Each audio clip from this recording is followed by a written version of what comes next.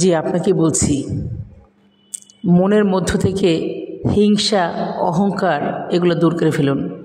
মনে অহংকার পুষে, হিংসা পুষে বেশি দূর আগানো যায় না।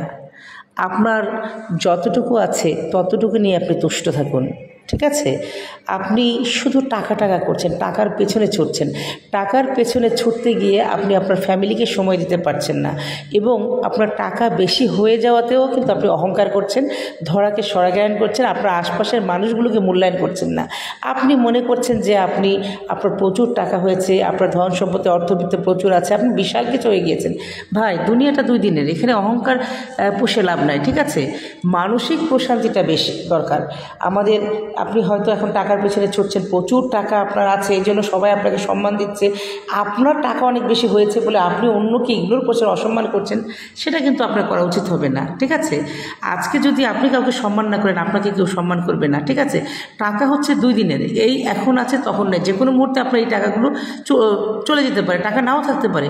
আল্লাহ চাইলে অনেক কিছু সম্ভব। সো টাকার অহংকার দেখাবেন না, টাকার গরম দেখাবেন না, ধরাকে সরাজ্ঞান করবেন না। আপনার আশপাশে যে সমস্ত মানুষগুলো আছে তাদেরকে মূল্যায়ন করতে চেষ্টা করবেন, এবং তাদেরকে ভালোবাসুন, তাদেরকে সম্মান দিন। আপনি যদি তাদেরকে সম্মান দেন, তাদেরকে মূল্যায়ন করেন, তাহলে কিন্তু আপনাকে সবাই মূল্যায়ন করবে। আপনি যদি কাউকে মূল্যায়ন না করেন, তাহলে কিন্তু কেউ আপনাকে মূল্যায়ন করবে না। আর এই যে আপনি এত টাকা আপনার হয়েছে, এই টাকাগুলোকে আপনি কবরে নিয়ে যেতে পারবেন না। যে টাকাগুলো কষ্ট করে আপনি অর্জন করেছেন, সেই টাকাগুলো আপনি খরচ করার চেষ্টা করেন। আপনার আত্মীয় স্বজন, বন্ধু বান্ধব, পরিচিত অসহায় নিম্ন আয়ের মানুষ যারা আছে তাদের পেছনে খরচ করেন। আপনার মনে যা চায় সেটা আপনি পূরণ করেন। আপনি দেখা যাচ্ছে টাকার পেছনে ছুটতে গিয়ে নিজের ছোটো ছোটো ইচ্ছে পূরণ করছেন না, নিজের স্বপ্ন পূরণ করছেন না। আপনি মনে করছেন যে হ্যাঁ, টাকা জমাবো, আমার অনেক টাকা দরকার, অথচ দেখা যাচ্ছে এই টাকা, প্রচুর টাকা, আপনি অনেক টাকা জমালেন, অনেক বাড়ি গাড়ি করলেন, হঠাৎ করে আপনি নাই হয়ে গেলেন। আপনি কিন্তু আপনার এই টাকা, অর্থবিত্ত সম্পত্তি এগুলো কিন্তু কবরে নিয়ে যেতে পারবেন না। যেহেতু আপনি নিয়ে যেতেই পারবেন না, তাহলে কি দরকার এত টাকা টাকা করে? আপনার যতটুকু আছে, যা কিছু আছে, তা নিয়ে আপনি সন্তুষ্ট থাকেন না কেন? তা নিয়েই আপনি ভালো থাকার চেষ্টা করুন না কেন?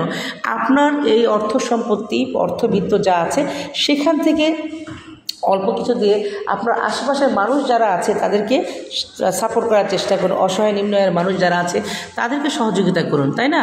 অর্থবিত্ত সম্পত্তি এগুলো কিন্তু মানুষ কিন্তু যখন মারা যায়, মানুষ কিন্তু এগুলো নিয়ে যেতে পারে না। সো যেহেতু নিয়েই যেতে পারবেন না, তাহলে আপনার সেই অর্থবিত্ত থেকে সামান্য কিছু আপনার আশপাশের নিম্ন আয়ের মানুষ যারা আছে তাদেরকে সাহায্য করুন।